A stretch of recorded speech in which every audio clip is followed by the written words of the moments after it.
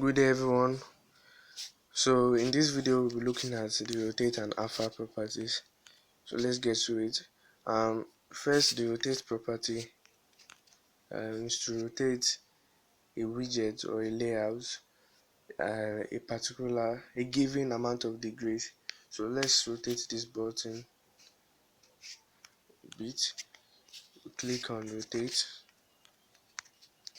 and let's set this to something like, let's do 150 degrees. Sorry, I selected the whole layout. Let's turn this back to 0. Let's select the button and select rotate. Then let's do 150. You can see the button has been rotated, has taken a rotation value of 150, and let's take that back to 0.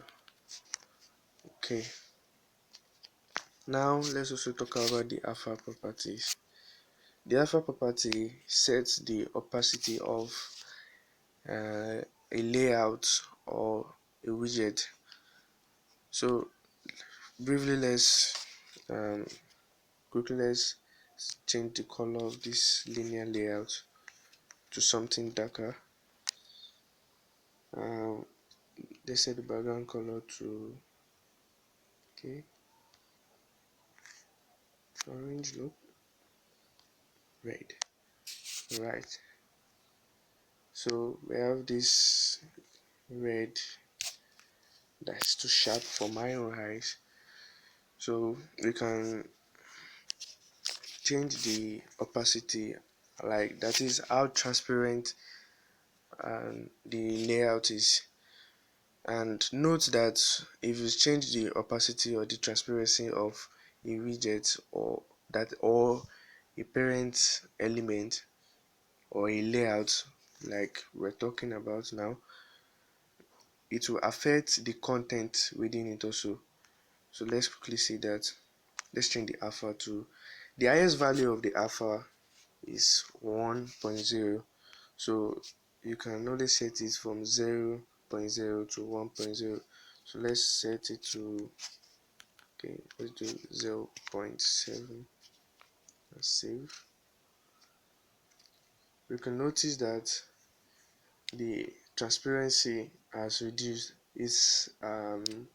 the opacity have reduced, and it's looking a bit lighter. So, and we also notice that every other widgets within this layout that we change the transparency have also become transparent. So that's what I was saying earlier, that whenever I set the transparency, note that the widgets or elements that layout is containing will also be affected.